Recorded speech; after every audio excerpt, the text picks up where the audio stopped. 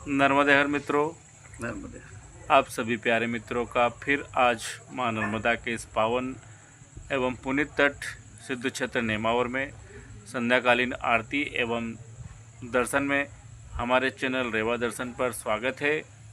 और रोजी की भांति आज भी हमारे मित्र अशोक भाई गुर्जर माई सेवा संस्था के संस्थापक हमारे साथ कंधे से कंधा मिलाकर माँ नर्मदा के दर्शन करने नित्य प्रतिदिन आते हैं।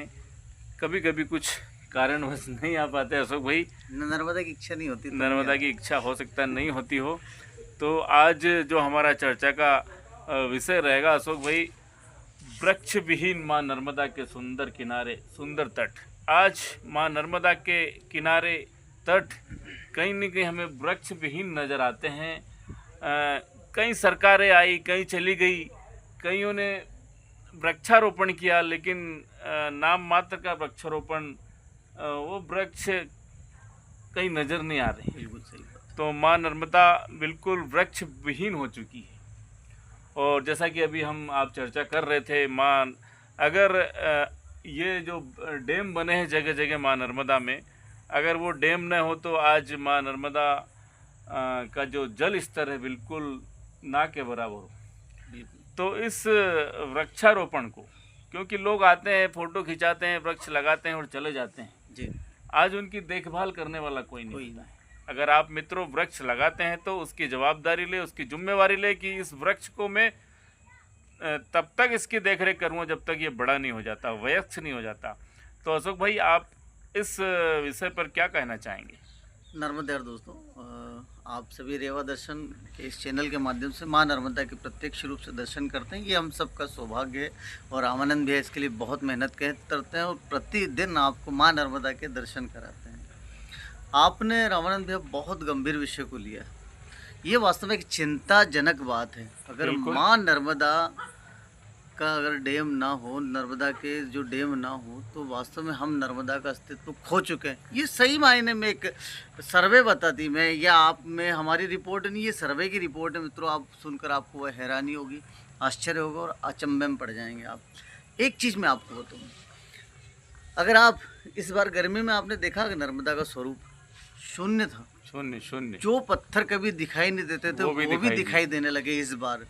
अगर मान लो ये ऊपर डैम ना बंद हो, बरगी डैम ना हो, उसके ऊपर डैम ना हो, तो आपको नर्मदा सूखी हुई नजर आई। बिल्कुल आपके पास, आपके इर्द गिर्द जो नर्मदा की सहायक नदी है ना, उसका आप देखना वो पूरी तरह से शून्य हो गई, खत्म हो गई। सिर्फ अब आपको सिर्फ वहाँ नदी दिखती है नाम की, नदी में जल नहीं दिखता है। नर्मदा में भी यही स्थिति है। अगर ये डैम बने ना हो तो आपको नर्मदा में जलना ही दिखाई देगा। बिल्कुल मित्रों, आपसे एक वीडियो के माध्यम से एक करबद्ध हाथ जोड़कर एक निवेदन है कि आप माँ नर्मदा में जो चुनरी यात्रा करते हैं ना, जो माँ नर्मदा होगी इस पार से उस पार जो चुनरी चढ़ा के लाखों रुपए जो खर्च करते हैं, ये आप बिल्कुल ना करें। क्योंकि माँ नर्मदा की जो चुनरी है ना, वो सही मायने में ये हरे भरे वृक्ष हैं, यानी हरी चुनरी का श्रृंगार माँ नर्मदा करती है। इसलिए आप प्रण लें, नर्मदा को आपको, हमको सबको मिलके बचाना। हम 2-3 व्यक्ति मिलके नर्मदा के स्वरूप को नहीं बदल सकते हैं। आपको अगर नर्मदा का अस्तित्व जिंदा रखना है, वजूद में रखना है, तो ये प्रण ले।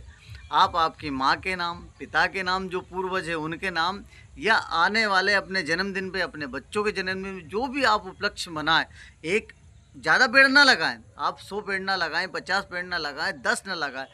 हर व्यक्ति नर्मदा के किनारे पे सिर्फ एक पेड़ लगाए और उसकी मन से जिम्मेदारी ले कि जब तक वो 10 फीट 5 फीट का ना हो जाए तब तक उस वृक्ष को हमें संरक्षित करना, हमें हमारी देखरेख में रखना है। ओ मित्रों, एक निवेदन और आपसे एक था कि आप नर्मदा के किनारे पे फलदार वृक्ष ना लगाएं, कोई ऐसे वृक्ष ना लगाएं। आप जो प्रकृति जो चाहती है, जैसे आपने नदियों के किनारे पे कऊ का वृक्ष देखा, नीम का वृक्ष देखा, बरगद देखे, पीपल देखें, ऐसे जो वृक्ष जो नदियों के किनारे लगते हैं, ऐसे ही वृक्ष लगाएं। ये निःशुल्क आपको मिल जाते हैं। आप कोशिश करें नीम का पेड़ ज़्यादा से ज़्यादा लगाएं, आप कदम का पेड़ लगाएं, ऐसे पेड़ लगाएं जो नर्मदा का और नदियों का अस्तित्व बचा सके। और इसका हम सब मिलकर ये प्रण लें इस बार कि हम एक ही पेड़ लगाएंगे, लेकिन वो जब तक बड़ा ना हो जाए उसको संरक्षित रखेंगे और हमारी देखरेख में रखेंगे। बिल्कुल। तो नर्मदा, माँ नर्मदा आपको सद्बुद्धि दें और हम सब कोशिश करें कि माँ नर्मदा के अस्तित्व को बचाने में इस तरह की प्रेरणा हम सब लें। नर्मदे हर। बहुत बहुत धन्यवाद अशोक भाई। आप आपके अपने चैनल रेवा दर्शन पर आते हैं प्रतिदिन, और आज भी आए, और जिस तरह से आपने वृक्ष विहीन माँ नर्मदा के तटों को, माँ नर्मदा के किनारों को वापस उसी रूप में, उसी अंदाज में सजाने के लिए जो हमारे दर्शकों को कुछ बातें बताई है, हम उसके लिए आपका सभी दर्शकों की ओर से धन्यवाद प्रेषित करना चाहेंगे। और मित्रों, बिल्कुल आप इस ओर गौर करिए, क्योंकि हमारे जो माँ नर्मदा की सहायक नदियाँ थी वो कहीं न कहीं गर्मी में भी बहती नजर आती थी। आज बिल्कुल गर्मी आने से पहले ही वो सूख जाती है, और माँ नर्मदा भी इसी कागार पर है। तो माँ नर्मदा के किनारों को सुंदर बनाए, और हमारे माँ नर्मदा का अस्तित्व, हमारी प्रकृति का अस्तित्व और सुंदर बनावे। नर्मदे हर। धन्यवाद।